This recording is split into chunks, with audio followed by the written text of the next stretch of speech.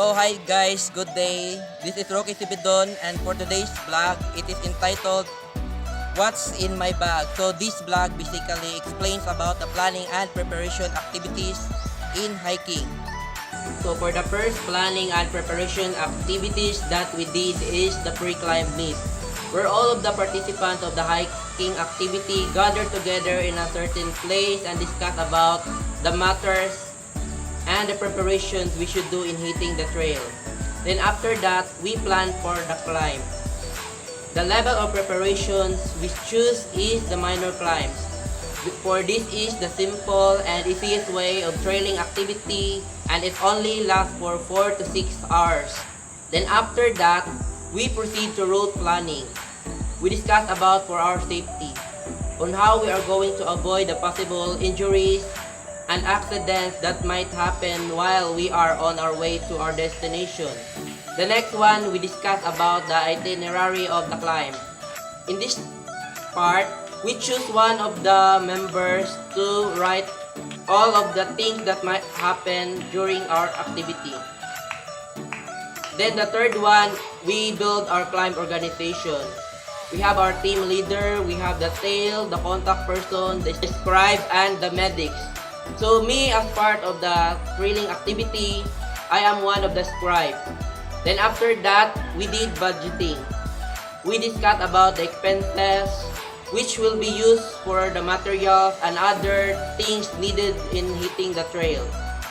And the last one, we discussed about our meal planning. So meal planning is all about food. On what types of food, on how many foods we will bring to accommodate all of the participants in the trailing activity. Then for my hiking and backpacking safety, to get my body ready, I did different kinds of specificity of training to keep my body physically fit while in doing the activity. I did cardiovascular training, muscle strengthening exercises, and stretching. So part of our preparation, we discussed also about camp management. We discussed about first the proper sanitation, on how we are going to handle cleanliness while we are in the campsite. The next one, we discussed about trail manners. We discussed about leave no trace, where all of the stuffs that we bring to the area or we bring to the destinations will be bring also back to where it come from.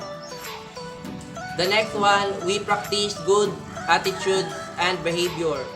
We are going to grade any person who we can find along our ways and also respect the natures, not just abusing it, for we are just do this trailing activity. Then the next one, we also made trail signs so that those aspiring trailers who wish to reach the destinations that we have. Then after that, we also discussed post climbs, where all of the participants were encouraged to share their experience in our trailing activities. Then also part of our planning is the campsite selection, where we discuss when we reach the destination, we should select the best place to build up our tents and our cooking area. So lastly, for our camp management, we discussed about camp ethics. We discussed about the protocols we should follow, the abiding rules that the hikers must perform. Because as a hikers, it is our responsibility to do better in our environment. Not just because of our purpose to be physically fit, but also our purpose to reconnect with Mother Nature. So for the last one, which is the most crucial part of this vlog, is the equipment and hiking and backpacking. So as this vlog entitled What's in My Bag, so I prepared the different equipment in hiking and backpacking used for our activity. I have here our maps. So maps is very important and it serves as a guidance to reach our destination. Through it, we will avoid the possibilities of being lost in the campsite or in the mountain. The next one, I also have the water bottle which is full of water. So it is also important to avoid dehydration while doing this activity. So I have also here my first aid kit. So first aid kit is also important because if we encounter some possibilities of injuries, we could easily treat ourselves. Also, I prepared here a jacket. So this will help me to get warm during night at the campsite. So jacket also will keep you warm during cold season. If you will go hike in that particular season. I also have extra t-shirt. So extra t-shirts is also important so that you can change your clothes which was being wet by your sweat. Also, I bring rope.